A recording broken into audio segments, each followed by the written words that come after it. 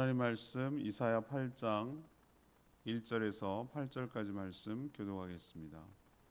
이사야 8장 1절에서 8절까지 말씀입니다. 오늘은 7월 15일 월요일 아침입니다. 7월 15일자 본문 이사야 8장 1절에서 8절 교독합니다. 여호와께서 내게 이르시되 너는 큰 서판을 가지고 그 위에 통용 문자로 마헬 살라 하스바스라 쓰라. 내가 진실한 증인 제사장 우리야와 여벨의 기야의 아들 스가랴를 불러 증언하게 하리라 하시더니 내가 내 아내를 가까이 하매 그가 임신하여 아들을 낳은지라. 여호와께서 내게 이르시되 그의 이름을 마헬 살라 하스바스라 하라. 이는 이 아이가 내 아빠 내 엄마라 부를 줄 알기 전에 다메섹의 재물과 사마리아의 노량문이 아수르 왕 앞에 옮겨질 것임이라 하시니라.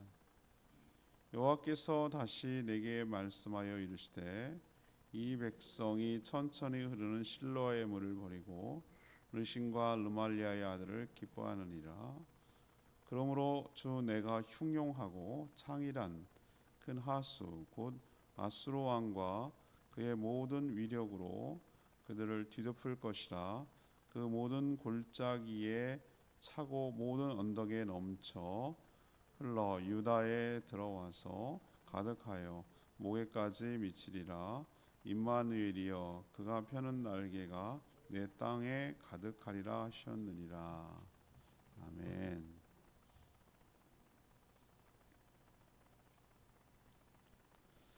하나님은 이사야에게 서판, 옛날에는 그 종이도 귀하고 여러 가지 했기 때문에 우리로 지금 칠판 같은 곳에다가 쓰고 지금 이런 식으로 의사 표현했던 것이죠. 서판에 마헬 살라 하스바스라고 쓰라고 했습니다. 이게 뭔가 했더니 태어날 아들의 이름을 그렇게 지으라는 거였습니다. 이 아들이 엄마 아빠라고 부르기 전에 아수르의 침략으로 이 다메섹과 사마리아의 보물이 아수르한테 빼앗길 것이다라고 예언하는 것이죠. 유다는 자신의 계획대로 됐다고 좋아할 것이 없다고 말합니다. 어제도 말했지만 아수르는 내친김에 그 두 나라를 쓰러뜨리고 이제는 유다까지 침략할 것이기 때문에 그렇습니다. 하나님은, 오늘 질문은 이것입니다. 하나님은 징조를 통해서 무엇을 보이시려는 것일까요? 하나님은 징조를 통해서 무엇을 보이시려는 것인가? 이것이 오늘 질문입니다. 먼저 1절에서 4절까지 말씀, 하나님의 예언은 반드시 속히 이루어진다라는 것을 우리에게 가르쳐주고 있습니다. 하나님은 가끔 선지자의 특정 행동이나 그의 삶, 가족들, 그의 행동과 삶을 통해 하나님의 자신의 뜻을 전할 때가 있습니다. 이사야에게 명령이 있는데 큰 서판에다가 당시의 통용 문자라는 얘기는 모든 사람들이 알만한 문자로 마헬 살라 하스바스라고 쓰라고 했습니다. 이 뜻이 뭔가? 이 뜻이 중요하겠죠. 노량물을 빨리, 전리품을 잽싸게, 이런 뜻입니다. 노량물을 빨리, 전리품을 잽싸게. 이렇게 써놓고 이 서판의 글을 누구에게 보여주라고 그랬냐면은 제사장 우리야, 스가랴를 불러서 이 서판의 글씨를 이렇게 보여주라는 것이죠. 이게 왜 보여줍니까? 왜 하필 제사장입니까? 증인으로 삼으라는 뜻이죠. 이것이 일어나기 전에 너희들 봤지? 하나님의 뜻을 이렇게 전하는 거야 라는 것을 증인을 세우기, 두 명의 복수를 세우게 하는 것이죠.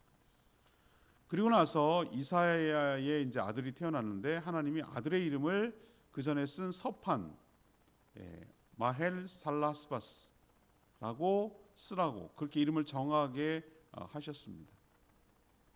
이게 뭐 하는 짓인가라고 의아할 수 있겠죠. 그러면 서판의 글씨가 무엇인지를 알 필요가 있어요. 이건 하나님의 계시고 예언인데 앞에서 예언한 대로 아수르의 침략을 받아서 다메섹, 아람의 수도가 다메섹이죠. 대한민국의 수도를 서울이라고 하는 것처럼 또 사마리아는 북이스라엘의 수도입니다.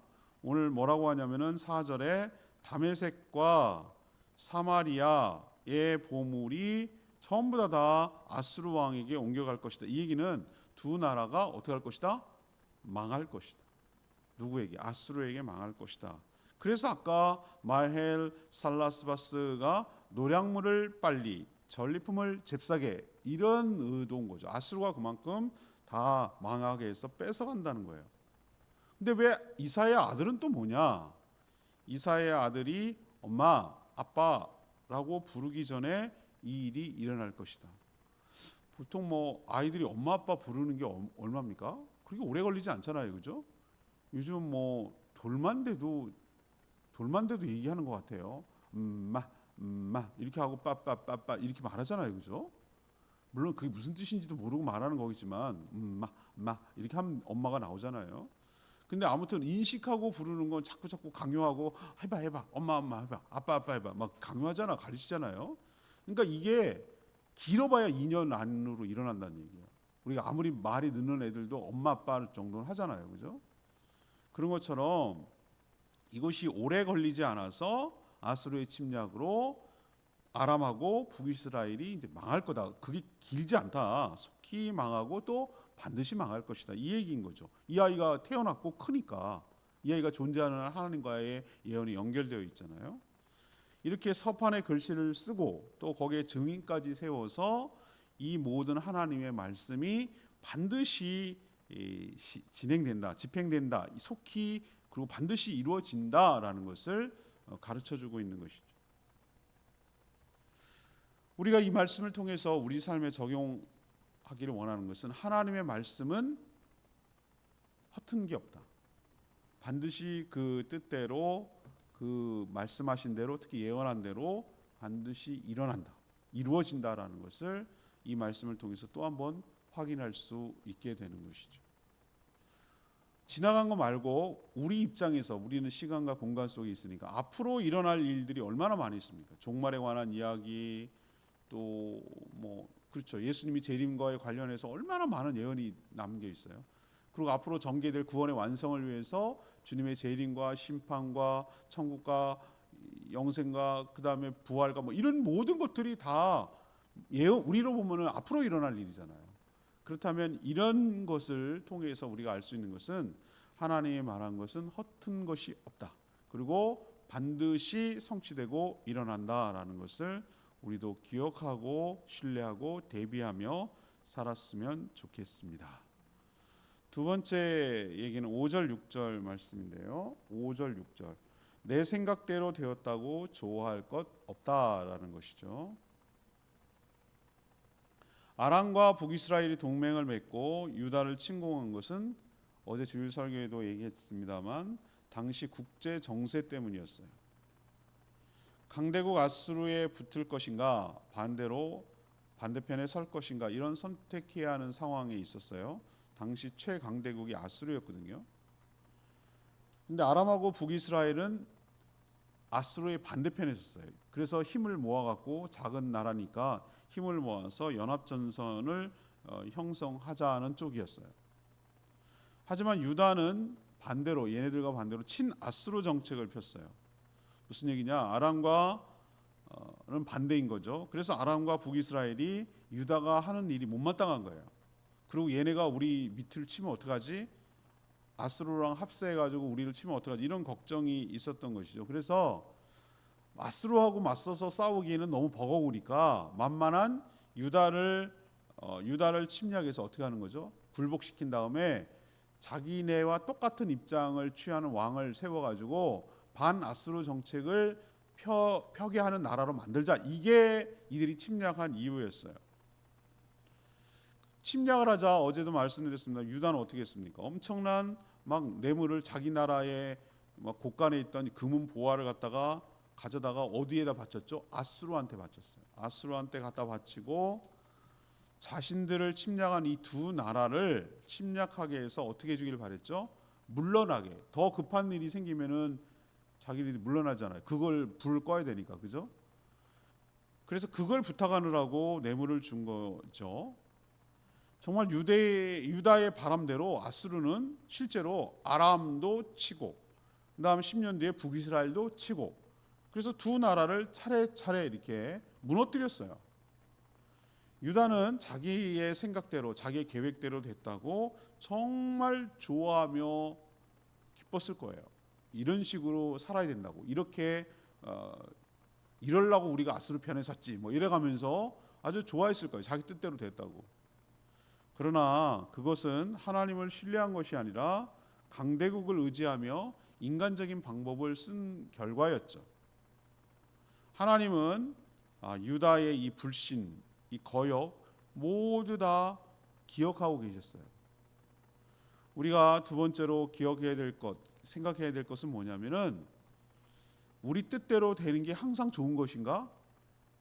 내가 원하는 대로 착착 진행되는 것이 항상 좋은 것인가? 그럴 수도 있고 그렇지 않을 수도 있어요. 그러면은 뭐가 그러면 좋은 것인가? 내 뜻대로 되는 게 아니라 하나님의 뜻대로 되는 것이 좋은 일인 줄로 압니다. 나를 믿는 것, 또 다른 사람을 믿고 하나님 아닌 것을 믿는 것이 좋은 것이 아니고, 상황은 어떻게 전개될지는 우리는 예측할 수 없지만 하나님을 믿고 하나님을 신뢰하는 것이 좋은 일이에요. 근데 우리는 당장 보이는 대로, 내 계획대로, 내 생각대로 됐다고 너무 좋아할 때가 많아요. 사실은 그게 하나님이 기뻐하시지 않는 일인데도 말이죠. 우리는 그럴 때 좋아할 게 아니라 두려워해야 될 것이에요. 아무튼 우리는 당장은 불리하고 당장은 어렵더라도, 힘들고 어렵더라도, 내가 원하는 대로 상황이 전개되지 않더라도 하나님을 신뢰하고 하나님의 믿음으로 나가는 것이 궁극적으로 잘 되는 길이고, 우리가 하나님의 은혜와 복을 받는 길인 것을 기억하시기를 바랍니다. 세 번째 얘기는 7절 8절 얘기인데요. 믿었던 것에 도리어 당하게 될 것이다. 이것이 우리에게 주는 교훈이에요. 그럼 유다의 내부는 통하고 성공했을까? 처음에는 그렇게 보였다고 말씀드렸죠. 그러나 아수르는 아람과 북이스라엘을 침략하여 다 빼앗고 노력한 것에 만족하지 않았습니다. 그들은 자신들에게 뇌물을 주었던 이 유다마저도 침략해서 삼키려고 들었죠. 다 제패해갖고 다 자기가 가지려고 하는 것이죠. 유다 입장에서 보면 믿었던 아수르에게 크게 당한 셈이에요. 설마 자신들까지 침략할 줄은 몰랐던 거죠. 이게 바로 하나님을 믿지 않고 다른 것을 의지한 결과가 항상 이렇다라는 것을 우리에게 교훈 주고 있는 줄 압니다. 우리도 보면 언제 뼈 아프고 언제 가슴 아프고 언제 정말 힘드냐면, 내가 믿고 의지했던 것에 배신당했을 때, 그때 큰 어려움을 겪거든요. 그때 그게 아픈 거거든요. 하나님은 유다가 천천히 흐르는, 5절에 보세요. 왜 이렇게 될 수밖에 없는지를 얘기를 하는 것인데, 유다가 천천히 흐르는 실로아의 물을 버렸기 때문이다 라고 말해요. 실로아의 물은 예루살렘을 통과하는 물, 시내를 말하는 거예요.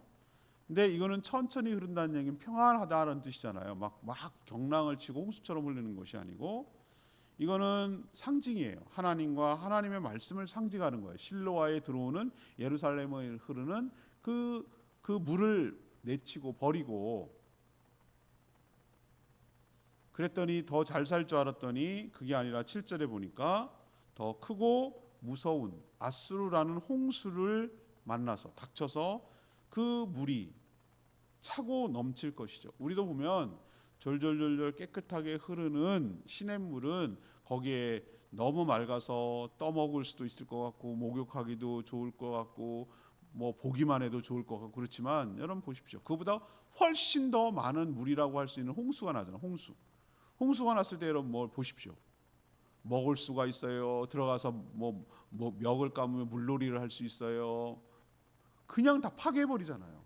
막 그냥 흙탕물처럼 내려와서 다 그냥 집어삼킬 것처럼 잠겨버리고 막 그러잖아요. 얼마나 무섭습니까? 물이 정말 무섭습니다.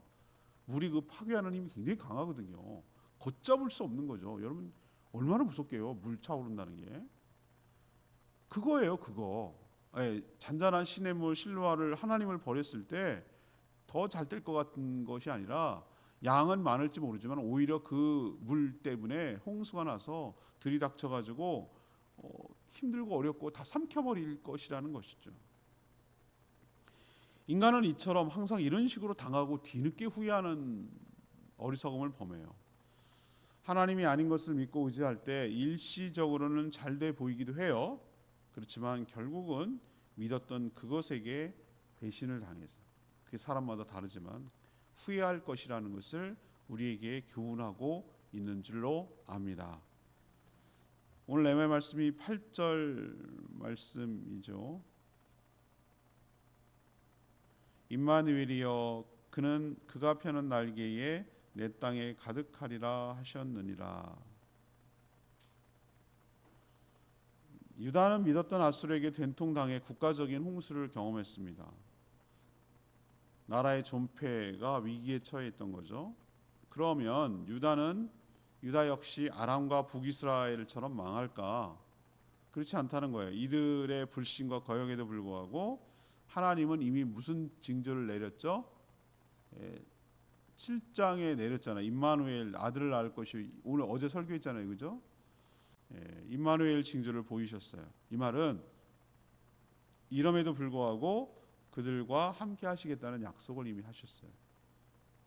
그래서 하나님은 마치 어미새가 날개를 이렇게 펴서 새끼를 보호하는 것처럼 유다를 보호해 주실 거라고 이야기하고 있어요. 이처럼 우리의 연약함과 폐역함에도 불구하고 큰 교훈을 얻기 위해서 징계가 따르지만 완전히 멸망하는 것은 아니고 하나님의 날개 아래 임마누엘 되시는 그 하나님께서 우리도 함께하여 주시고 보호하여 지켜 주실 줄로 믿습니다. 이것이 오늘 교훈입니다. 오늘 말씀 붙들고 기도하기 전에 282장 찬양지 282장 부르고 기도합니다.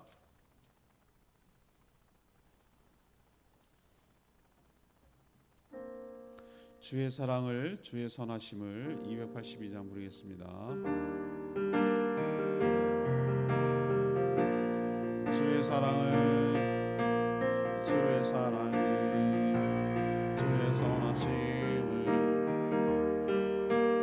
주의 은혜를 생각해보라.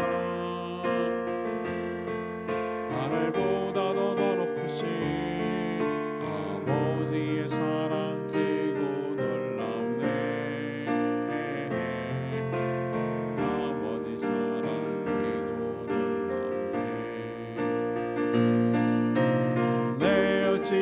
사랑이지니 어찌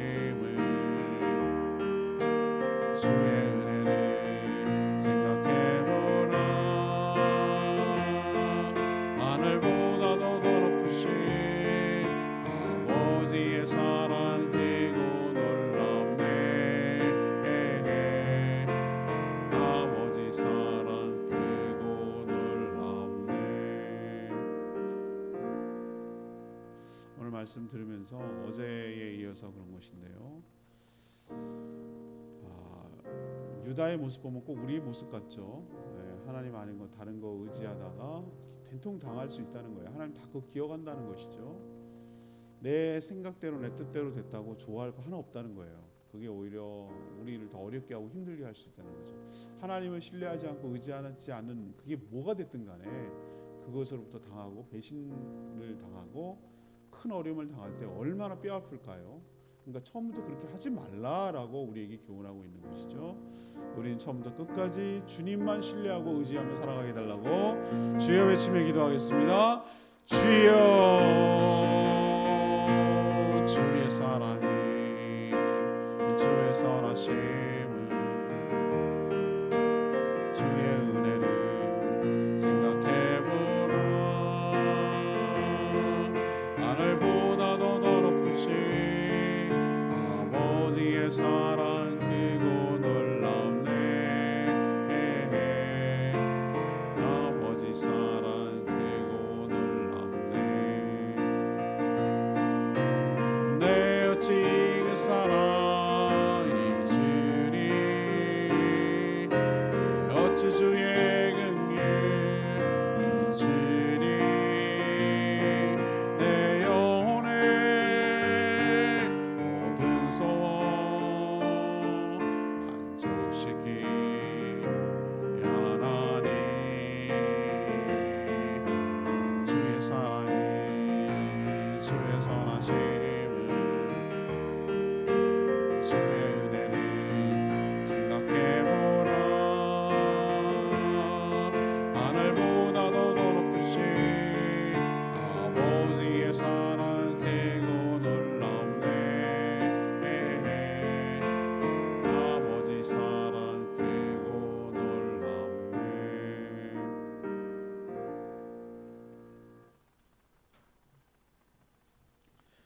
기도하겠습니다. 하나님이 보여주신 징조를 통해 하나님의 예언은 반드시 이루어지고 속히 이루어짐을 봅니다. 하나님의 말씀이 정말 이루어질까 의심하지 않게 하여 주십시오. 당장 내 계획과 생각대로 됐다고 좋아하지 않게 하여 주십시오. 하나님을 신뢰하며 의지하지 않고 인간적인 방법을 동원한 결과가 일시적으로 자신의 뜻대로 됐다고 영원한 것은 아니고 오히려 믿었던 그것으로부터 배신을 당해 크게 어려움을 겪게 될 줄 압니다.